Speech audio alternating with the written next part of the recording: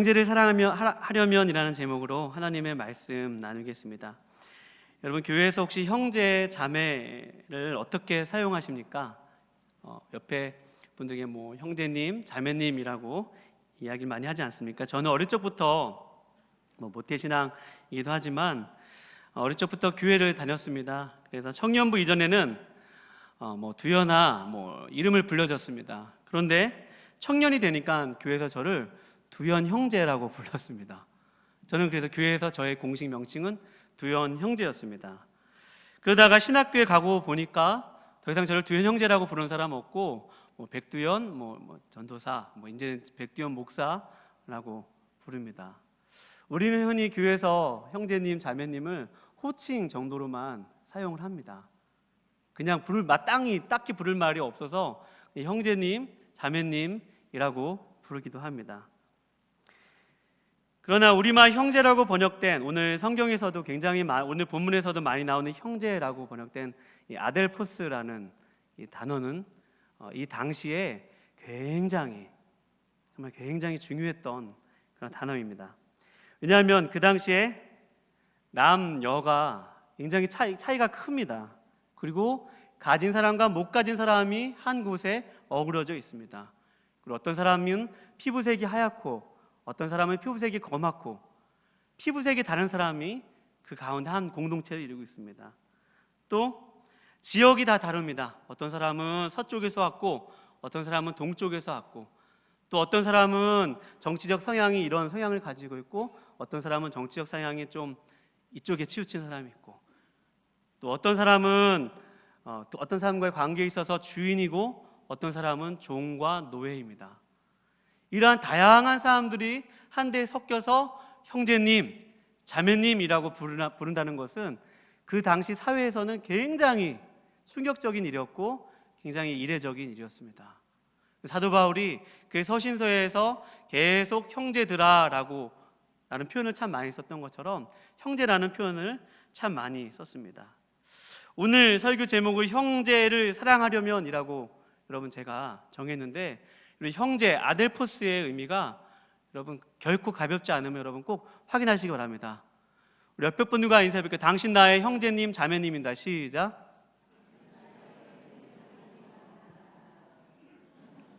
네, 인사가 아니라 정말 중요한 단어입니다. 교회가 정말 이렇게 교회가 규모가 커지고 정말 교회가 점점점 오히려 더 교회에 와서 소외되는 일들이 더 많지 않습니까? 근데 교회에서 누군가를 형제라고 부를 뿐만 아니라 그를 형제라고 그윽한 눈으로 보고 또 그를 바라본다는 것 굉장히 큰 의미가 있습니다.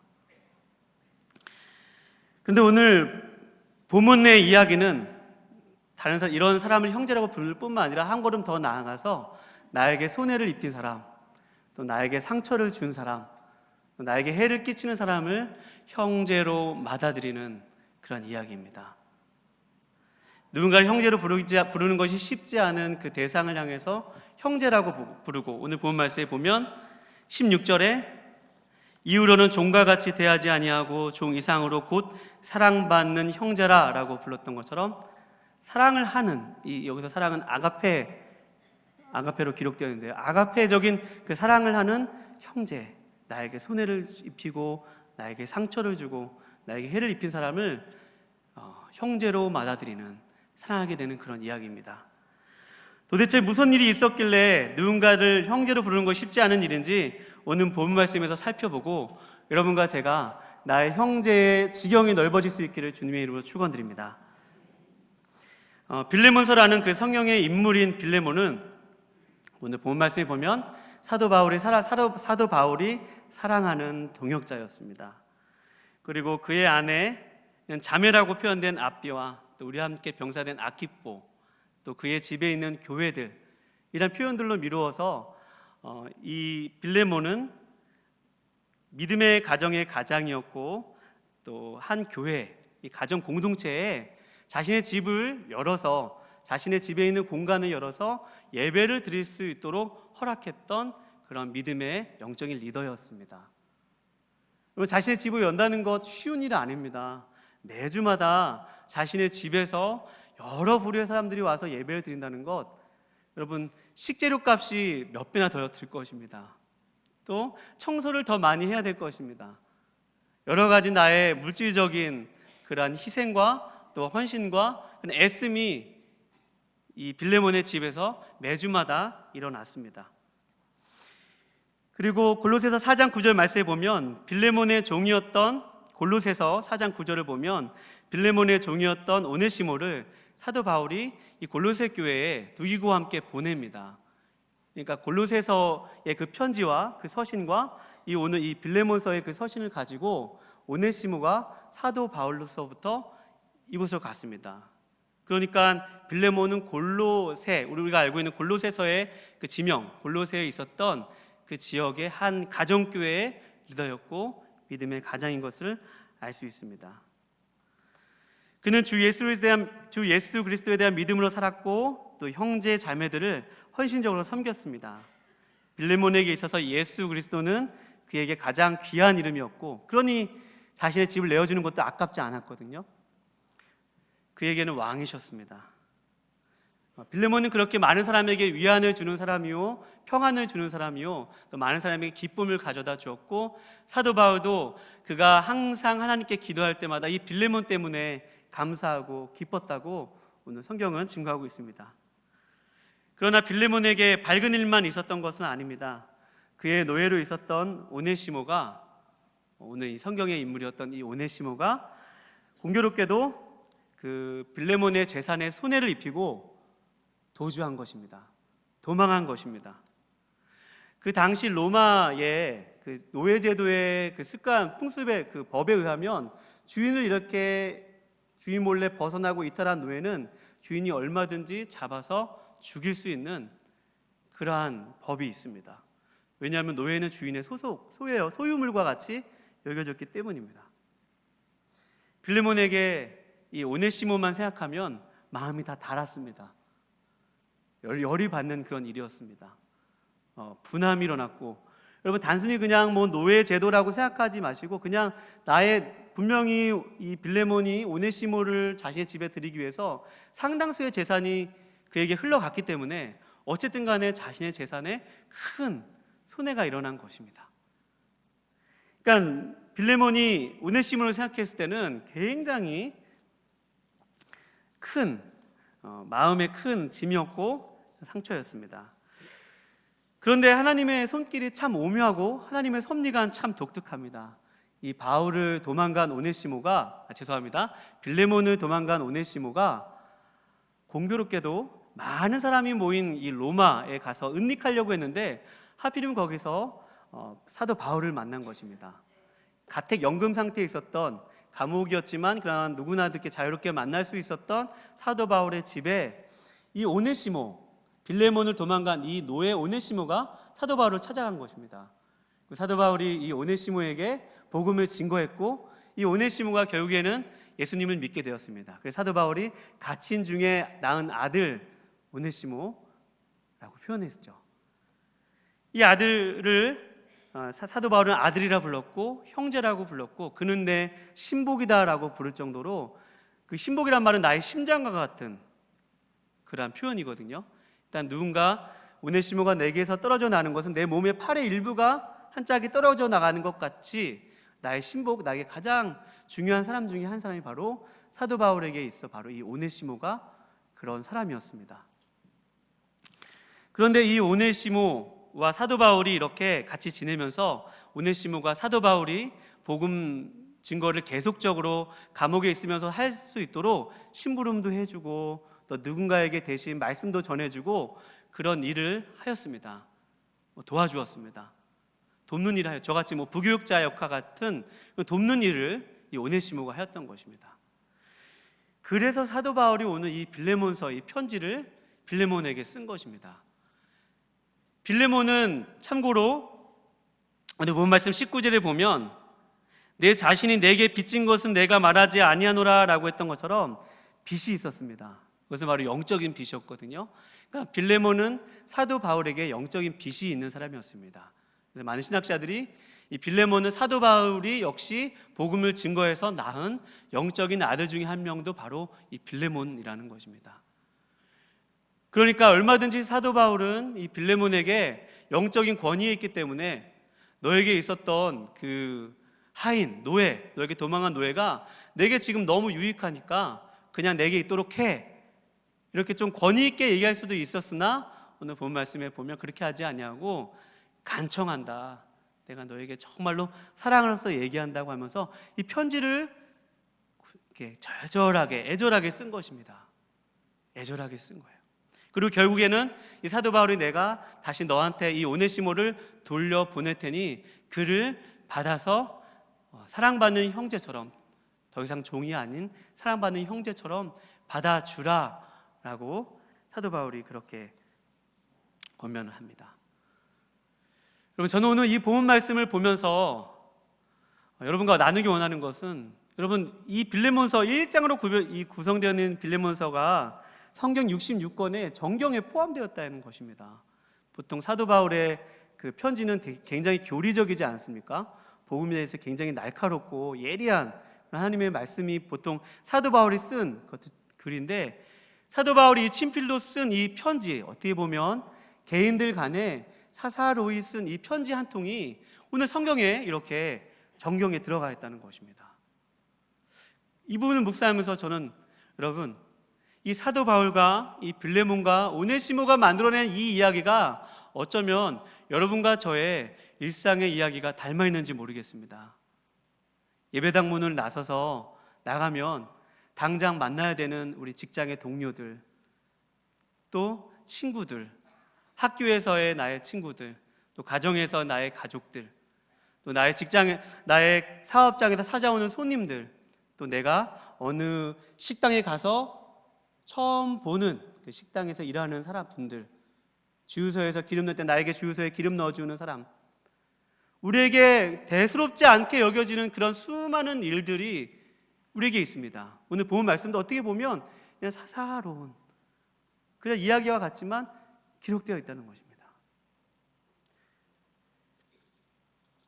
여러분과 제가 우리의 일상이 오늘 이 사도 바울과 빌레몬과 오네시모처럼 하나님의 말씀으로 채워질 수 있기를 부탁을 드립니다. 여러분, 그렇다면 오늘 이 빌레몬서를 통해서 우리의 일상을 어떻게 살아내시겠습니까? 사도 바울과 이 빌레몬이 그 일상을 어떻게 살고 있습니까? 우리 같이 한번 고백해 보겠습니다. 하나님 앞에서, 다시 하나님 앞에서 한 가지로 여러분과 제가 딱 붙들 것이 있다면, 여러분, 우리가 어떤 일상을 만나든지 하나님 앞에서 살아갈 수 있기를 축원드립니다. 그렇게밖에는 저는 오늘 본 말씀을 통해서 사실 하나님이란 표현이 많이 등장하지는 않습니다. 시작할 때 그리스도 예수를 위하여 갇힌 자 되었다, 또 너가 그리스도 예수를 위한 믿음과 사랑이 있었다, 그리고 마지막 절에 보면 우리 주 예수 그리스도의 은혜가 너희 심령과 함께 있을지어다 라고 하면서 그냥 중간중간에 한 번씩 예수님의 이름과 하나님의 이름이 있었지만 여기는 큰 의미가 있는 것 같습니다. 사도 바울도 또 빌레몬도 또 오네시모도 오늘 본 말씀이 얘기하고 있는 것은 그들이 바로 하나님 앞에 살았다는 것입니다. 하나님과 잇대어 살았다는 것입니다. 하나님과 연결되어 살았다는 것입니다. 하나님의 말씀을 마음에 품고 살았다는 것입니다. 하나님을 믿는 믿음으로 살았다는 것입니다. 여러분과 제가 이 교회당 문을 나가서, 예배당 문을 나가서 세상 가운데, 일상 가운데 하나님의 말씀을 붙들고 하나님 앞에서 사실 수 있기를 축원드립니다. 여러분, 사도 바울이 하나님께 잇대인 삶을 살다 보니까 오늘 본 말씀에 보면 18절 말씀에 보면 그가 만일 내게 불의를 하였거나 내게 빚진 것이 있으면 그것을 내 앞으로 계산하라 라고 표현하였습니다. 여러분, 감옥에 갇힌 죄수가 돈이 얼마나 많겠습니까? 아깝지 않다는 것입니다. 하나님께 잇대인 삶을 살다 보니까 그 오네시모에 대한 그 몸값을 지불하는 그 돈이 아깝지 않은 그러한 사도 바울이고, 또 자신의 재산을 헌신하여 오네시모를 구해주는 그 삶을 살 수 있었던 그 원동력이 바로 하나님과 잇대인 삶을 살았다는 것입니다. 여러분, 빌레몬은 어떻습니까? 그가 주 예수 그리스도에 대한 믿음으로 살았다고 오늘 성경은 증거하는데요, 그 빌레몬은 늘 예수님에 대한 믿음이 있었던 사람입니다. 어떻게든지 간에 예수님을 삶의 가장 첫 자리에 왕으로 모시고 예수님과의 바른 관계를 맺으려고 부단히 애쓰고 그 다음에 힘쓰고 치열한 삶을 살았다는 것입니다. 이런 일이 있을 때 딱 세상에 오늘 목사님도 말씀하셨지만 옳고 그름의 기준에 잣대로 되어 보면 여러분 어떻습니까? 분명히 오네시모는 틀린 일입니다. 바울도 봤으면 빌레몬 입장에서 봤으면 약간 서운할 수도 있습니다. 옳고 그름의 문제로 보면 언제나 우리는 옳은 일을 쫓아서 쭉 가기도 하고 또 그것을 틀린 일을 밝히고자 그 사람에게 어떠한 힘을 과시하기도 하는 것입니다.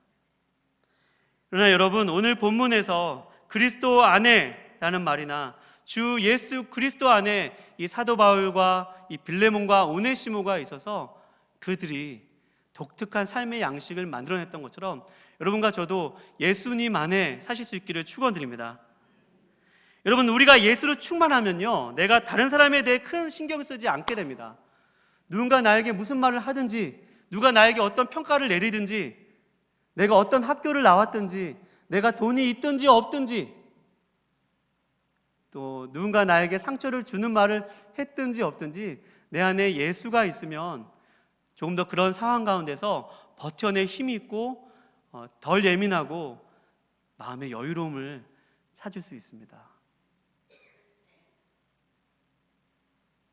누군가 나에게 심한 말을 하고 괴롭히고 나에게 손해를 입히는 사람, 그런 사람이 있을지라도 내 안에 예수님이 거하시고 내가 그 예수님께 영향을 받을 뿐만 아니라 예수님은 나의 왕으로 모시고 살고 또 내 안에 예수님으로 가득한 삶을 살면, 내 안에 예수님이 있으면 여러분 그러한 삶 속에서 여러분 자유자로 사실 수 있음을 믿으시기 바랍니다. 우리 옆에 분들과 인사해 볼게요. 당신은 자유자입니다. 시작. 한 번 더. 예수 안에 있으면 자유자입니다. 시작. 우리가 예수님 안에 있으면 다른 사람과 나를 비교하지 않습니다. 다른 사람과 내가 이만큼 높이 있다고 해서 우월감에 빠지거나 또 내가 다른 사람보다도 못하다고 해서 열등감에 빠지지 않습니다. 다른 사람 때문에 또 나의 처한 그 환경 때문에 나의 가치가 좌지우지 되는 것이 아니라는 말입니다. 여러분, 교회는요, 그래서 자유자의 공동체임을 여러분 믿으시기 바랍니다. 예수님 때문에 자유로워진 사람들의 모임이 바로 교회 공동체예요. 그러니까 나와 생각이 다르고 나와 가진 것이 다르고 나와 배움이 다르고 나와 피부색이 다르고 나와 때로는 직장의 상사와 부하 직원인 그런 관계일지라도 다른 사람을 향해서 형제요 또 자매라고 부를 수 있는 것은 여러분과 제가 예수 그리스도로 말미암아 자유자로 부름을 받았기 때문입니다. 또 자유자이기 때문입니다. 여러분, 오늘 본문의 이야기의 하이라이트는 저는 사실 이 기록된 것보다 기록된 이 문자의 행간에 있다고 봅니다. 문장과 문장 사이에 있다고 봅니다. 여러분, 오네시모가 사도 바울의 권면을 받아서 고향 골로새로 가는 그 길을 한번 생각해 보시기 바랍니다. 멀리 자신을 주인에게 손해를 입히고 도망 나온 그 오네시모가 다시 주인으로 돌아가는 길입니다. 여러분, 오네시모의 마음은 어땠을까요? 여러분, 또 빌레몬의 마음은 또 어땠을까요? 정작 오네시모가 돌아왔지만 그 마음속에 여러분 상처는 잘 지워지지 않는다고 하지 않습니까? 누군가 나에게 이렇게 마음에 상처를 내면 그 상처의 흔적은 잘 지워지지 않는다고 합니다. 그러니까 오네시모를 볼 때마다 마음속에 불끈불끈 그런 안 좋은 감정이 올라오지 않겠습니까? 분명히 볼 때마다 그에게 화가 치밀어 오를 수도 있는 문제일 것입니다.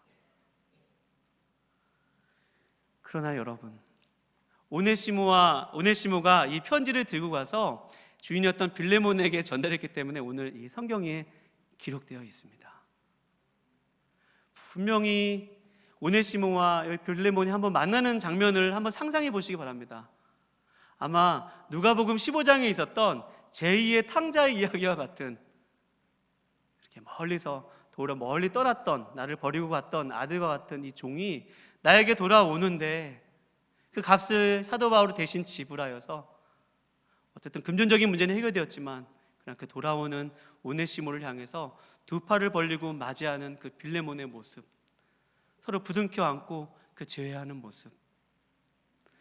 여러분, 그 안에 예수가 있는 사람만이, 예수로 충만한 사람만이 여러분 그렇게 형제를 사랑할 수 있고 다시 그 사람을 형제로 받아들일 수 있으면 여러분 믿으시기 바랍니다. 내가 예수 안에 있으면 내가 예수님으로 조금씩 나의 삶이 채워지고 예수님에게 영향을 더 많이 받는 삶을 살수록 나에게 손해를 입히는 사람도 이전보다 더 조금씩 더 그를 품을 수 있고 그를 더 안아줄 수 있고 그를 사랑받는 형제로 여러분과 제가 부를 수 있을 것입니다. 오직 자유케 된 사람만이, 그 예수 안에서 자유자로 있는 사람만이 그렇게 할 수 있습니다. 여러분, 오네시모가 가면서 그런 생각하지 않았겠습니까? 내가 주인에게 돌아가는데 주인이 나를 다시 노예로 삼으면 어떡하지? 나를 받아들이지 않고 다시 노예로 삼으면 어떡하지? 이런 생각 충분히 할 수 있지 않겠습니까? 그러나 여러분, 오네시모는 아니야, 나는 더 이상 누구의 종도 아니고 나는 바로 예수님의 종이야. 나는 하나님의 사람이야. 내 안엔 예수님이 계셔. 나는 내 안에 예수님이 계시기 때문에 나는 자유자야. 나는 그런 마음으로 오네시모가 그 길을 걸어갔을 것입니다. 여러분과 제가 오늘 빌레몬서를 통해서 확인할 수 있는 것은 여러분과 제가 예수님 안에서 이 일상을 살아가면서 자유자로 사실 수 있기를 부탁을 드립니다. 자유롭게 된 사람만이 조금 창피한 일을 당해도 그냥 이렇게 너그러운 마음으로 품을 수 있고 또 자유롭게 다른 사람에게 사랑하는 그런 삶을 살 수 있습니다. 아무쪼록 여러분과 제가 일상을 살아가실 때 예수님을 꼭 붙들고 예수님과 함께 말씀을 붙들고 살아감으로 말미암아 어제 형제라고 부를 수 없었던 그 사람을 오늘 내가 형제라고 부르고 또 제외하고 나에게 돌아와서 안고 또 내가 누군가에게 잘못했다면 미안합니다, 죄송합니다, 내가 당신에게 잘못을 범했습니다 라고 오네시모처럼 사과하고 또 누군가 오네시모처럼 도움이 필요한 사람이 있다면 사도 바울처럼 나의 재산을 팔아서 그 사람을 구원하는 일에 여러분과 제가 헌신할 수 있기를 거룩하신 주님의 이름으로 축원드립니다.